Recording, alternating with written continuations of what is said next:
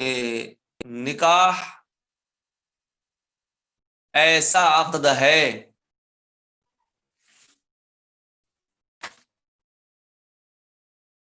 جو وضع کیا گیا ہے ملک متاع کے لیے.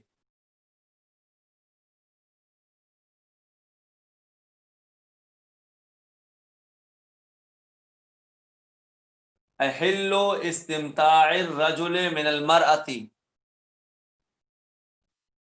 یعنی اس نفع کے حلال ہونے کے لیے وضع کیا گیا ہے جو مرد کو عورت سے حاصل ہوتا ہے.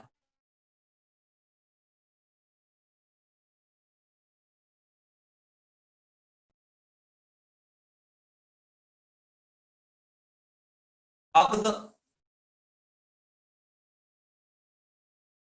نکاح کی تعریف میں لفظ عقد آیا ہے. عقد کا کیا معنی ہے؟ عقد کا لغوی معنی ہوتا ہے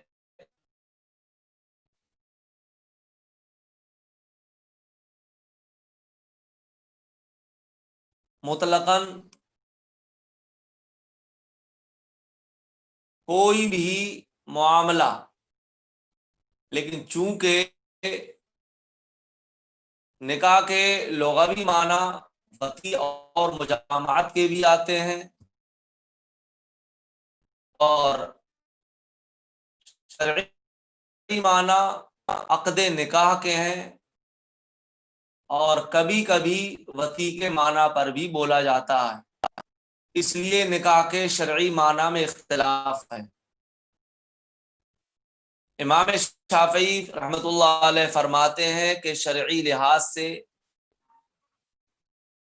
نکاح عقد کے معنی میں حقیقت ہے. یعنی اگر لفظ عقد بولا جائے تو اس سے شرعی طور پر نکاح مراد ہوتا ہے، اور وطی کے معنی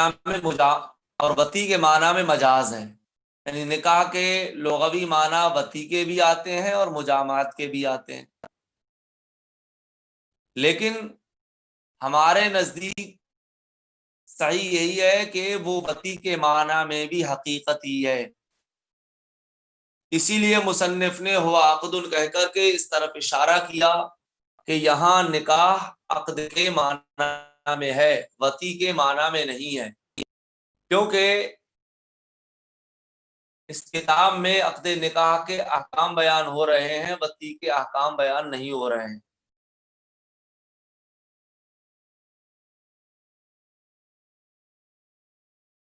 متع، یہ میم کے ضمے کے ساتھ،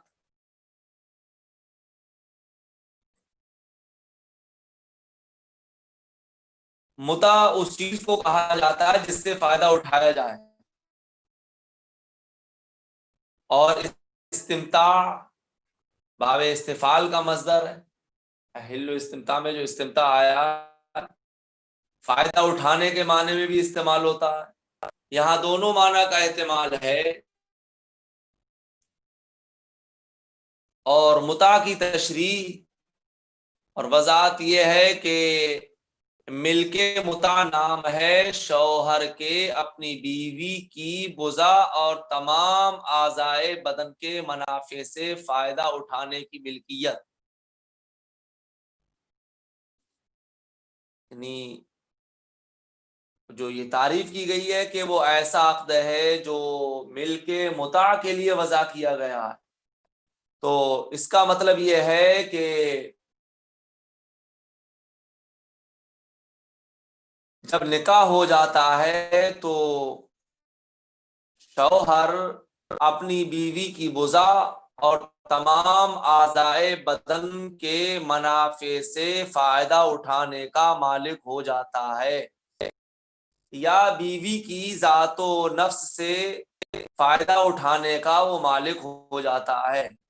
اسی لیے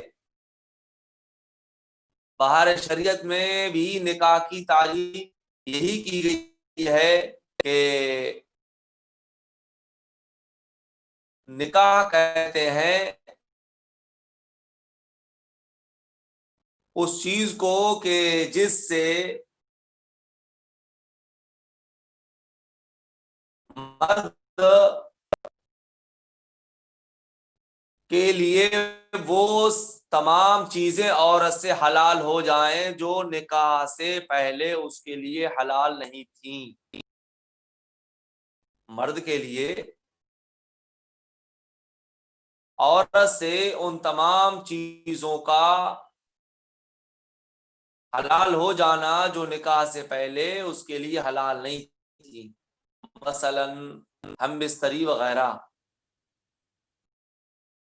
تو اسی لیے لملک المتعتی، موضوع لملک المتعتی کی تفسیر صاحب کتاب نے حل و استمتاع الرجل بالمرأة سے کی، کہ جس کا مفہوم یہ ہے کہ مرد کے لیے عورت سے فائدہ اٹھانے کی حلت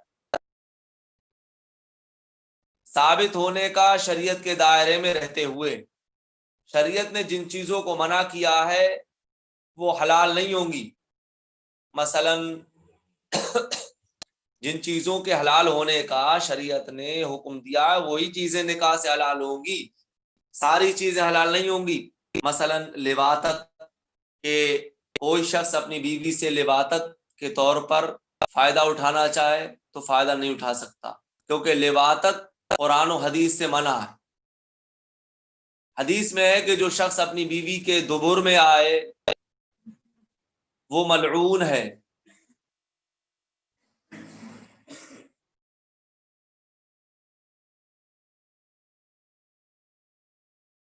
منوائی بات نہیں آئی؟ آواز آ رہی نہیں آ رہی آپ لوگوں تک؟ جی حضرت آ رہی ہے. سمجھ میں آ رہی بات؟ جی تو حضرت.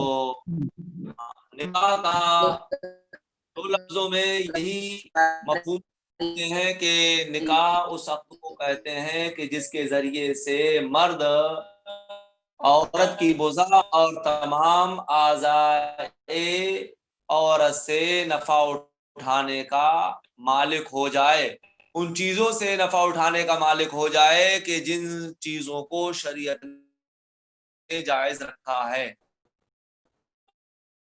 تو اتنا ترجمہ کر لیں. وعقد موضوع لملک المتعتی، کہ نکاح ایسا عقد ہے جو ملک متع کے لیے وضع کیا گیا ہے. حل و استمتاع المرأتی، یعنی مرد کا عورت سے فائدہ اٹھانے کا حلال ہونا. فالعقد هو ربط اجزاء التصرف اي الايجاب والقبول شرعا. تو عقد وہ اجزائے تصرف کا مربوط ہونا ہے. اجزائے تصرف یعنی ایجاب و قبول. اس عبارت کا مطلب یہ ہے کہ اگرچہ اصطلاح میں عقد نام ہے ایجاب و قبول کے درمیان ربط شرعی کا، جیسے مثال کے طور پر جب مجلس سے نکاح ہوتی ہے، نکاح ہوتا ہے تو ایک طرف دونوں میں سے کوئی یہ کہتا ہے کہ میں نے فلاں سے نکاح کیا، اس نے ایجاب کیا، دوسرے نے قبول کیا. تو ایجاب و قبول کے درمیان جو ربط ہوتا ہے اس کا نام نکاح ہے. لیکن یہاں عقد سے مراد وہ ارتباط ہے جو حاصل مصدر ہے. اسی کو بیان فرما لیکن ہونا ارید بالعقد الحاصل بالمصدر وهو الارتباط. لیکن یہاں عقد سے حاصل مصدر مراد ہے، حاصل مصدر مراد لیا گیا ہے. حاصل مصدر کیا ہوتا؟ ارتباط، جوڑ.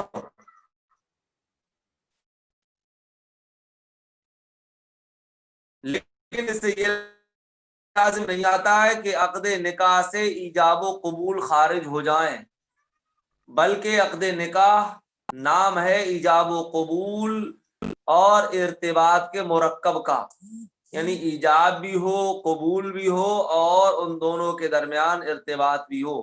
کیونکہ ایجاب و قبول ارکان نکاح میں سے ہیں، بغیر ایجاب و قبول کے نکاح منعقد ہی نہیں ہو سکتا، اور رکن جو ہے وہ شے میں داخل ہوتا ہے،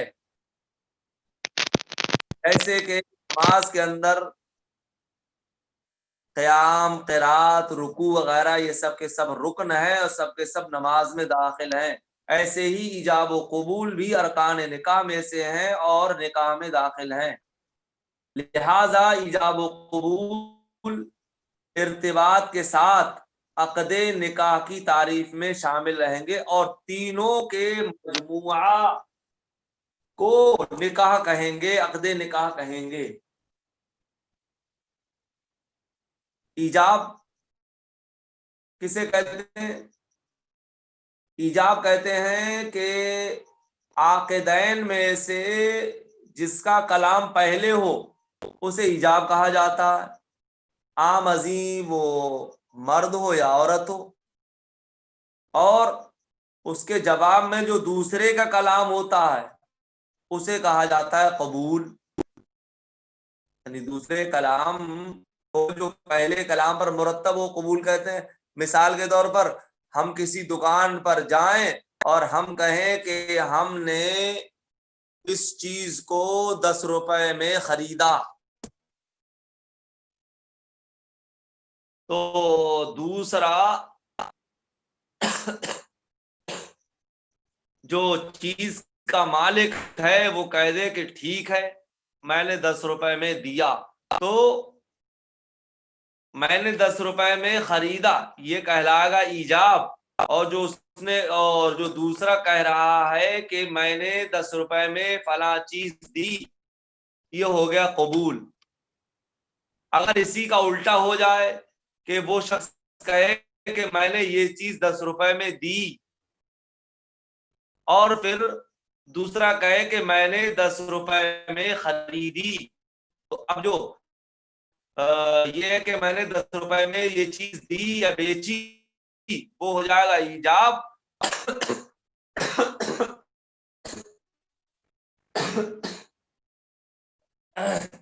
اور جو دوسرا کہہ رہا ہے کہ میں نے 10 روپے میں یہ چیز خریدی یہ ہو جائے گا قبول۔ تو اگر عورت کہے کہ میں نے تم سے نکاح کیا، شوہر کہہ دے کہ میں نے قبول کیا، تو عورت کا کہنا ایجاب ہوگا اور شوہر کا کہنا قبول ہوگا۔ شوہر اگر کہہ رہا ہے کہ میں نے تم سے اتنے مہر کے عوض میں نکاح کیا، اور کہہ دے کہ ٹھیک ہے میں نے قبول کیا، تو شوہر کا کہنا ایجاب ہو جائے گا، عورت کا کہنا قبول ہو جائے گا۔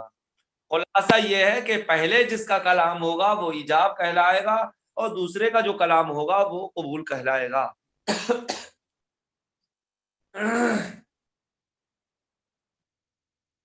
اسی کو بیان فرمایا فالعقد وربط اجزاء التصرف الایجاب والقبول شرعا،